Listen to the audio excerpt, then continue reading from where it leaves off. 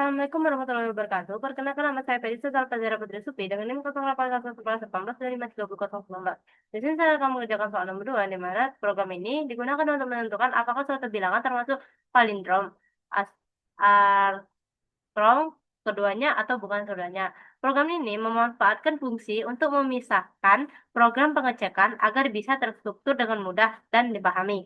Bayangkan sebuah angka seperti 121. Jika dibalik, tetap 121 berarti palindrom. Nah, sedangkan angka seperti 153, jika setiap digitnya dipangkatkan, lalu dijumlahkan, dan hasilnya kembali ke angka semula, berarti asindrom. Gitu. Nah, program ini mengecek keduanya kondisi tersebut. Masukkan sebuah bilangan. Bilangan disimpan untuk diproses. Cek palindrom. Nah, balik urutan digit angka, bandingkan dengan angka asli. Jika sama, masukkan palindrom. Nah, cek Armstrong.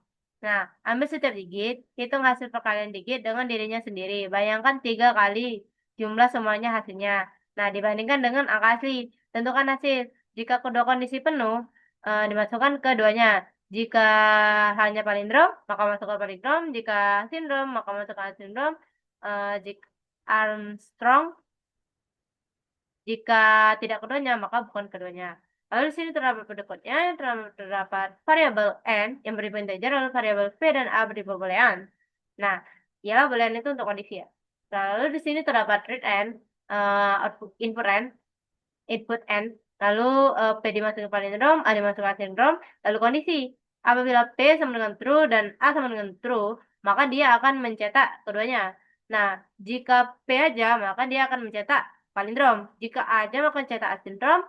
Jika bukan keduanya, maka ya salah, kayak gitu, bukan keduanya. Nah, jika tidak kondisi semua ini, maka dia bukan keduanya. Itulah else. Nah, lalu setelah itu, di sini terdapat variabel n yang bertipe integer, lalu var, asli, balik, dan digit yang bertipe integer. Lalu bikin, aslinya itu dimasukkan n, balik dimasukkan 0, lalu perulangan while. Apabila n kurang dari sama 0, maka dia akan melakukan pemrosesan digit dimasukin n mod 10, lalu balik dimasukkan dengan balik dikali 10 ditambah digit. Lalu n dimasukkan dengan n dip 10. Lalu apa itu namanya? Apabila kondisi asli sama dengan balik, maka dia akan ke benar. Jika tidak, maka salah. Gitu. Nah, terus di sini dialah variabel n yang bertipe integer, lalu variabel asli, jumlah, dan digit yang bertipe integer. Lalu asli dimasukkan n, jumlah dimasukkan 0, baru dimasukkan n kurang dari sama dengan 0. Lalu di sini digit dimasukkan n sama mod 0, mod 10, lalu jumlah dimasukkan jumlah ditambah digit dikali digit dikali digit. Ialah digitnya itu 3 kali ya, yang di sini bedanya. Lalu n dimasukkan 0 dan dip 10. Lalu selesai.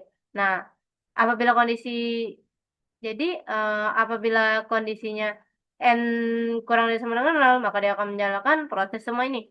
Nah, lalu ada kondisi lagi nih. Apabila asli sama dengan jumlah, maka dia benar. Jika tidak, maka salah. Gitu. Nah, kayak gini kan alur prosesnya start and ini untuk output input, lalu sini asli dimasukkan, lalu masukkan. Nah, kondisi apabila n kurang dari 0, jika iya, maka dia akan melakukan proses tadi. Jika tidak, maka dia akan ke asli sama dengan jumlah, langsung ke n. Nah, sama aja seperti yang proses sebelahnya, cuma bedanya dia ini jumlah yang dimasukkan. Dia ini cuma bedanya, oh ini salah guys. Dia ini yang dimasukkannya tuh balik, balik dikali ini ya, dikali 10 ditambah digit. Nah, lalu setelah itu dimasukkan n dimasukkan, lalu setelah itu balik. Nah, setelah itu di sini terdapat start, terdapat yes, terdapat start, yang p dimasukkan. Ini untuk inline-nya, untuk output inputnya. Nah, lalu sini A dimasukkan P dimasukkan palindrom, A dimasukkan asindrom. Nah, lalu sini berulang apabila P dan A, maka dia keduanya. Jika P saja palindrom, jika A saja asindrom, jika tidak semua kondisi ini, maka bukan keduanya, langsung ke N. Nah, baik, di sini saya akan menjelaskan di C++-nya.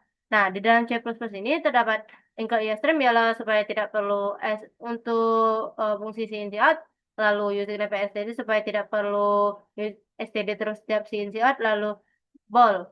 Kalau kondisi palindrom ialah jika asli tadi yang bertipe integer dimasukkan dengan n, balik dimasukkan dengan 0. Kondisi apabila n kurang dari sama dengan 0, maka dia eh, bertipe integer ialah digit tadi dimasukkan dengan n, dimasukkan dengan n mod 10. Nah, balik sama dengan balik dikali 10 ditambah digit. Nah, lalu n dibagi 10. Jika tidak, jika tidak kondisi while ini, maka dia akan return ke return hasil sama dengan balik. Nah, lalu di sini ada bagian juga.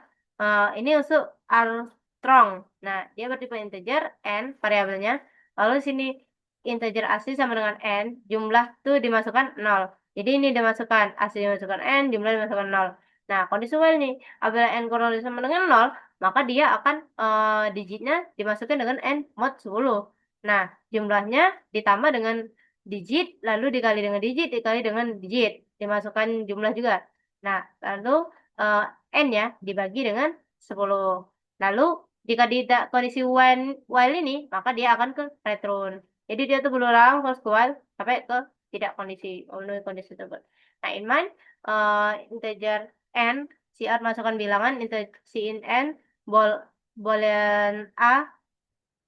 Di sini output untuk kita output nanti input. Nah, lalu sini palindrom, asindrom, atau P itu dimasukkan palindrom, A dimasukkan asindrom. Lalu kondisi P dan A maka dia keduanya, kondisi P maka dia palindrom, kondisi A maka dia asindrom. Jika tidak semuanya maka bukan keduanya. Baik, di sini saya akan menampilkan output inputnya. Nah, jika saya masukkan bilangan 121, maka dia palindrom. Karena dia hasilnya sama aja kayak itu walaupun dibalik. Baik, itu dia penjelasan dari saya. Semoga dapat kita pahami semuanya. Saya akhiri. Wassalamualaikum warahmatullahi wabarakatuh.